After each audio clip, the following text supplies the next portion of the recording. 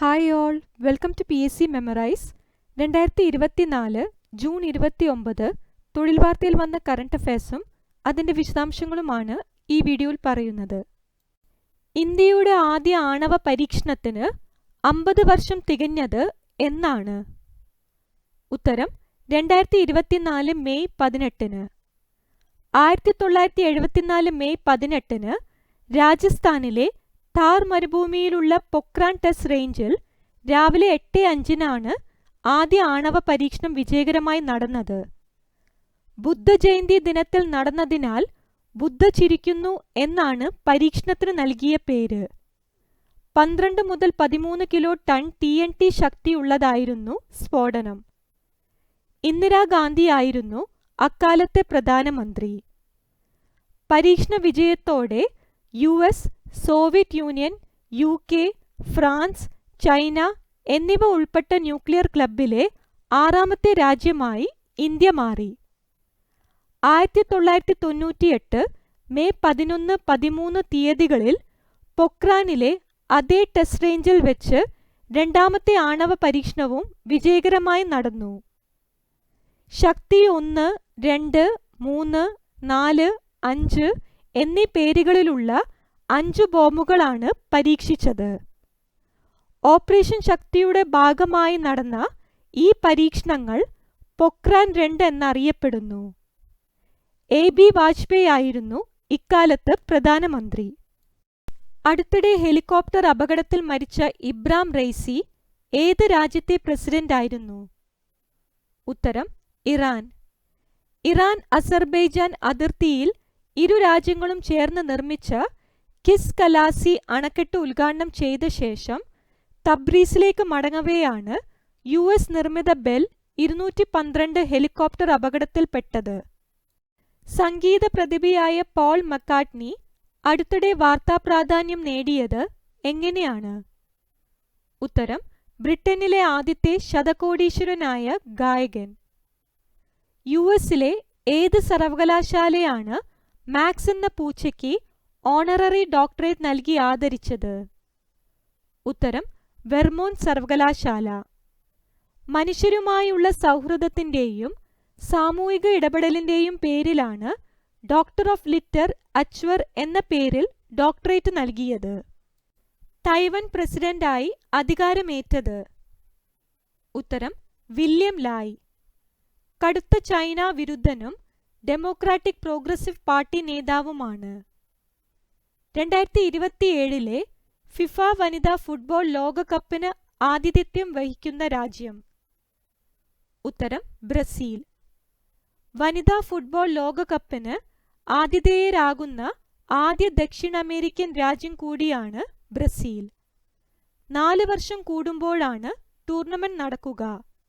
സ്പെയിനാണ് നിലവിലെ ചാമ്പ്യൻ. കുട്ടികളിൽ ചിന്താശേഷിയും സർഗാത്മകതയും സംരംഭകത്വവും മനോഭാവവും വളർത്തുക എന്ന ലക്ഷ്യത്തോടെ കുടുംബശ്രീ ആരംഭിച്ച പദ്ധതി? ഉത്തരം മൈൻഡ് ബ്ലോവേഴ്സ്.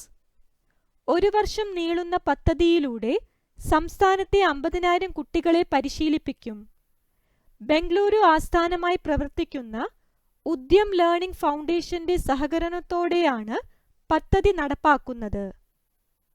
ഫോബ്സ് മാസികയുടെ 2024 കണക്കുകൾ പ്രകാരം ലോകത്തെ ഏറ്റവും കൂടുതൽ പ്രതിഫലം വാങ്ങുന്ന കായിക താരം? ഉത്തരം ക്രിസ്റ്റിയാനോ റൊണാൾഡോ. പലസ്തീനെ രാഷ്ട്രമായി ഏറ്റവും ഒടുവിൽ അംഗീകരിച്ച യൂറോപ്യൻ രാജ്യങ്ങൾ? ഉത്തരം നോർവേ, അയർലൻഡ്, സ്പെയിൻ. UN-ൽ അംഗത്വമുള്ള 193-ൽ 144 രാജ്യങ്ങളും നിലവിൽ പാലസ്തീനെ രാഷ്ട്രമായി അംഗീകരിച്ചിട്ടുണ്ട്. ഇന്ത്യ, ചൈന, റഷ്യ എന്നിവയും ഈ കൂട്ടത്തിൽപ്പെടുന്നു. US, ഫ്രാൻസ്, ജർമ്മനി തുടങ്ങിയ രാജ്യങ്ങൾ അംഗീകരിച്ചിട്ടില്ല. കിഴക്കിന്റെ നൊബേൽ എന്നറിയപ്പെടുന്ന 2024 ഷാ പ്രൈസ് നേടിയ ഇന്ത്യൻ വംശജനായ ജ്യോതിശാസ്ത്രജ്ഞൻ? ഉത്തരം Srinivas R Kulkarni. Millisecond pulsar, supernova തുടങ്ങിയവയുമായി ബന്ധപ്പെട്ട് ഒട്ടേറെ കണ്ടെത്തലുകൾ നടത്തിയ കുൽക്കർണി കാലിഫോർണിയ ഇൻസ്റ്റിറ്റ്യൂട്ട് ഓഫ് ടെക്നോളജിയിൽ അധ്യാപകനാണ്. മുംബൈയിലെ നാവികസേന ചിൽഡ്രൻസ് സ്കൂൾ വിദ്യാർത്ഥിനിയായ കാമ്യ അടുത്തിടെ ഏത് നേട്ടമാണ് സ്വന്തമാക്കിയത്? ഉത്തരം എവറസ്റ്റ് കൊടുമുടി കീഴടക്കുന്ന ഏറ്റവും പ്രായം കുറഞ്ഞ ഇന്ത്യക്കാരിയും ലോകത്തിലെ രണ്ടാമത്തെ പ്രായം കുറഞ്ഞ പെൺകുട്ടിയും.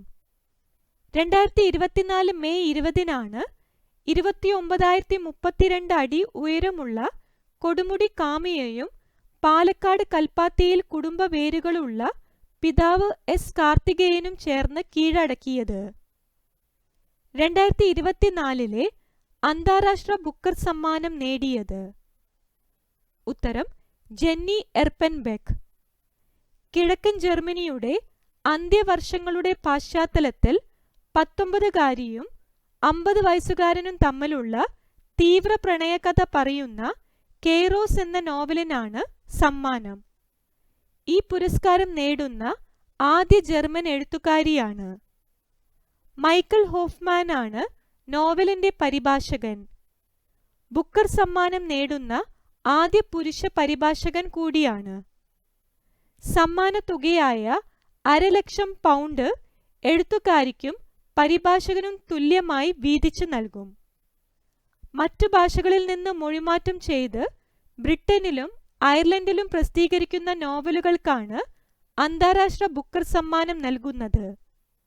ബൾഗേറിയൻ എഴുത്തുകാരനായ ജോർജി ഗോസ്പോഡിനോവ് ആണ് 2023 ജേതാവ്.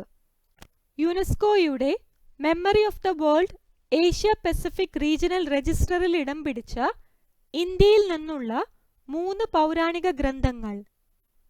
ഉത്തരം രാമചരിതമാനസ്, പഞ്ചതന്ത്രം, സഹൃദയാലോകാലോകന. മംഗോളിയയിൽ നടന്ന memory of the world Asia Pacific മേഖലാ സമ്മേളനത്തിലാണ് കൃതികൾ തിരഞ്ഞെടുത്തത്.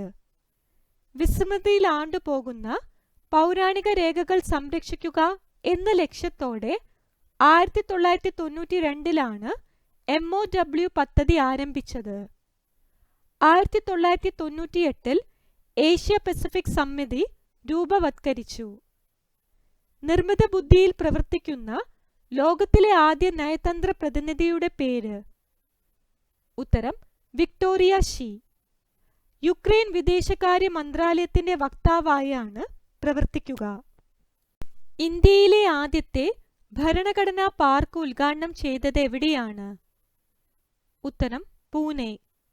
ഇന്ത്യൻ ആർമിയും പുനീത് ബാലൻ ഗ്രൂപ്പും ചേർന്നാണ് പാർക്ക് സജ്ജീകരിച്ചിട്ടുള്ളത്. 2024 ലോക ഹൈഡ്രജൻ ഉച്ചകോടിയും പ്രദർശനവും നടന്നത് എവിടെയാണ്? ഉത്തരം റോട്ടർഡാം. മെയ് 13-15 തീയതികളിലാണ് നടന്നത്.